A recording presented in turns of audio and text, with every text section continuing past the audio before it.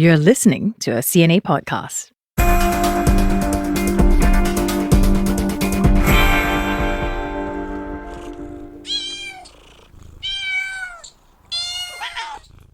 The relationship between humans and animals is a special one. French novelist Colette once wrote, "Our perfect companions never have fewer than 4 feet." And many in Indonesia would agree. Reports say the rise in pet ownership there can be attributed to a few things: declining birth rates, a growing economy, and shifting cultural attitudes towards pets. But when these furry companions fall ill, many in Jakarta complain about how challenging it is to get them the help they need. There's only one government-run veterinary clinic in the sprawling metropolis, and private centers are too expensive for many.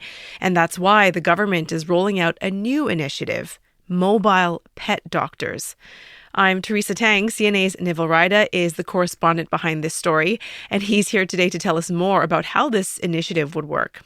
Nivell, hi. Nice to see you again. Hi, Teresa. Nice to see you. I don't have a pet. I have many friends who do, though, and it's clear they are incredibly important members of the family. And that's why this story caught my eye, because officials, they too see the importance of taking care of animals. And I want to know just how popular is having a pet in Indonesia? Oh, it's very popular. I mean, I know people who have 5, I think 6 now. Pets, dogs, cats, you name it. And there's not just one friend. I think I have friends who owns lizards. I don't know, like all these reptiles. So all sorts of things. Pet ownership has always been quite popular in Indonesia. And there are instances where people abuse pets as well. And that we're starting to see a lot of blowbacks against these practices. There are some cultures where they like exotic meat, for example, which is a story that I did 2 years back.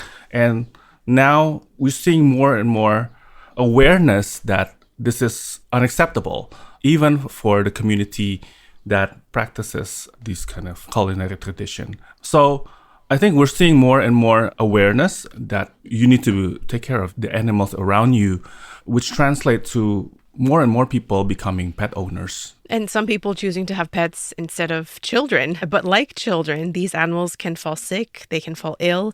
And vet facilities in Jakarta, they're falling short of demand. And that's why we're seeing these mobile clinics. Can you talk about the private clinics that are out there, though? How do they differ from that single government-run animal clinic in the capital?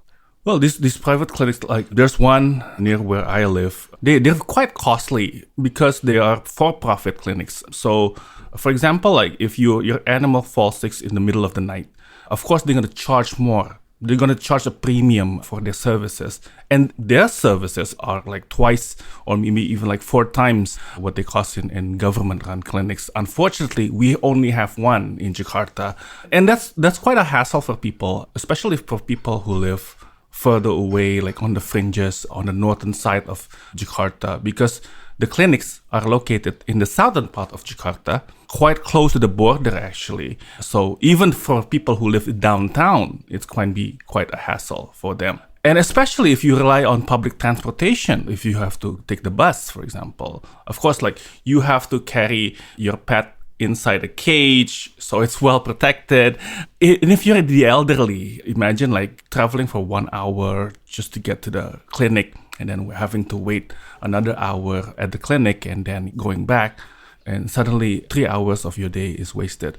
And that's the thinking behind the mobile vet services. And here's my interview with the chief of the Food Security, Maritime and Agriculture Agency, which is in charge of all animal-related issues in Jakarta. His name is Hasudungan Sidabalok, and here's my interview with him. People are always complaining about getting to Jakarta's government-run animal clinic, especially when we offer free or subsidized sterilization programs. They say too bad the clinic is too far away from us, especially if they have to use public transportation. So, the most feasible and quickest solution is to set up mobile veterinary service units. Now, Jakarta, it would not be the first place in Indonesia to roll out mobile vet services because this program is actually being modeled after a successful campaign in another region. So can you tell us how it would work? So this idea is modeled after the one in West Java, which was rolled out in 2022, which is not too long ago. So it is a van which has been sort of like modified to be kind of like an ambulance, actually. So inside you have like a mini operating table, which is not too big. I mean, it can fit like a cat, a big cat, or a small dog, which is not too big. So, and then inside they also have microscope if they want to analyze, for example, the fecal matter for bacteria and stuff, they can do that. They have ultrasonography equipment, so they can check pregnant animals. They also have like a small x-ray machines. So it's kind of like a mini lab. So definitely like the bigger animal would have to be taken outside. But again, the vets can take their blood samples, can take their vehicle samples, and then analyze it inside the vehicles. So it is manned by 2 vets and 2, I would say, kind of like nurses. So you have in each vehicles 4 medical professionals inside. Jakarta is planning to have at least 6 of these vehicles, and there's a possibility that this number can rise up to 12 and convert them into animal clinics on wheels and spread them. So Jakarta has 5 municipalities, and they will spread them to each municipalities, So each vehicle will roughly cost around 2 billion rupiah, but it will have exactly the same feature as the ones in West Java. I talked to the guy who came up with the idea of a mobile vet services. His name is Yoni Sugiri, and he's the chief of the West Java Animal Hospital. And here's my interview with him. Since we have this mobile veterinary service, we're able to perform medical services anywhere, except for major surgeries which require a sterile and specialized space. Then the animal will be taken to a hospital. I'm very proud that other provinces are looking to replicate the program, that this innovation, which started in West Java, is now being considered by other regions. To be honest, Nivell, I was sort of surprised to find out how much officials are invested in providing accessible services to pet owners because, there's the economy, national security, corruption. There's so many other things the government could be tackling. Can you tell me why this issue in particular has become such a priority for them? The awareness has been steadily on the rise from one administration to the next, I think, for the last 15 years, I think, starting with the governorship of Fauzi Bowo, and then Joko Widodo, and then Ahok, and then Anies. It's becoming more of a priority because it's becoming more of a problem, actually.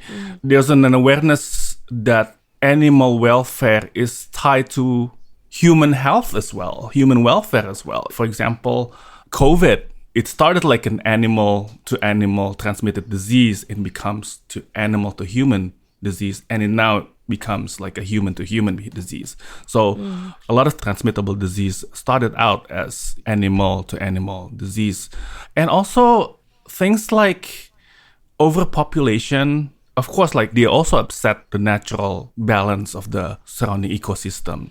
For example, if you take away the cats, of course, there will be more rats, for example.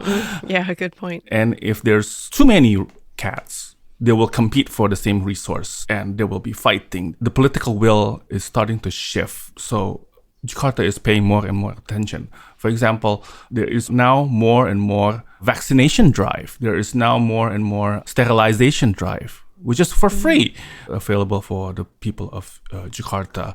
And I talked to this city councillor who has been championing for animal welfare, which I think is quite remarkable, actually, because he chose the animal welfare platform as her political vehicle, I guess. Her name is Francine Wijoyo, and she's actually the one who started the idea of bringing this mobile pet services to Jakarta. Here's my interview with Miss Francine.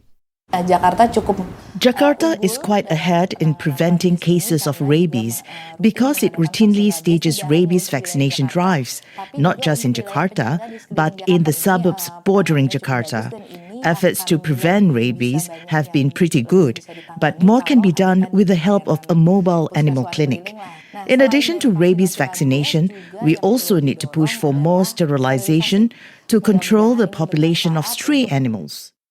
Now, the pet industry in Indonesia is expected to grow, as is the stray animal population. You mentioned it's a problem already. And that means demand for medical services will only increase as well. So what about the long-term plans city officials have? Because they can't just have these mobile clinics, right, Nivell? Right. Well, the downside of having these mobile clinics, especially in Jakarta, with all the traffic, medical professionals would be spending more and more time actually like on the road instead of, helping animals. They realized this. I previously mentioned that there's just enough space for a small dog, for example, but you cannot treat bigger animals. There's also like limitation to what they can do. Yes, they can analyze a lot of different things, but if you need x-rays, bigger x-rays or much more high definition x-rays, you need a hospital. And that's why Jakarta is seeing this sort of like a complementary measure or a stopgap measure before they have their own clinics. So right now they're upgrading the clinic into a hospital, and at the same time they're also building new clinics. Hopefully South Jakarta, Central Jakarta, all these municipalities will have each their own clinics. But it will take time. Unfortunately, one of the challenges faced by the Jakarta government is finding space for these clinics because space comes at a premium in a metropolis like Jakarta. They will also need to conduct studies, standard bureaucracy, like you need to conduct studies, you need to consult with the city councillors, and the city council would have to approve your budget, etc., etc. In the meantime, this is like the best solution, I guess, for now, to have these mobile vet services. Before I let you go, I want you to talk about the bigger picture here. What does this mobile vet initiative tell us about the evolving role of pets in Indonesian culture and in Indonesian life? And do you think we could see this service become the norm in other regions beyond West Java, beyond Jakarta? I think there is a need for this kind of services. For example, in West Java, even in West Java, they have clinics all over West Java, almost in every town.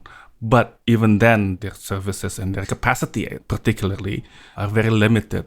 They don't have the human resources. They don't have the knowledge to handle the complex nature of some diseases or some illnesses, for example.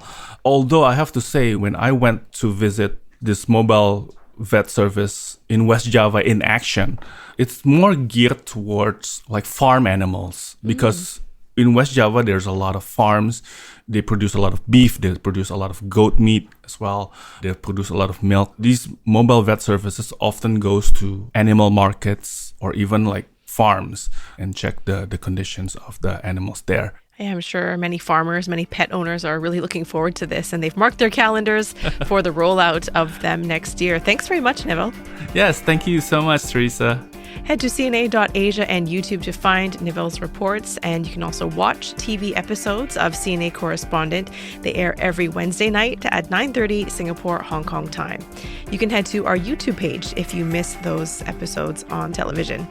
Well, I'm Teresa Tang. The team behind this episode is Saya Win, Clara Ong, Tiffany Ung, Junaini Johari, Pei Ning Ho, Nat Fetelvero, and Craig Dale. Thanks very much for listening.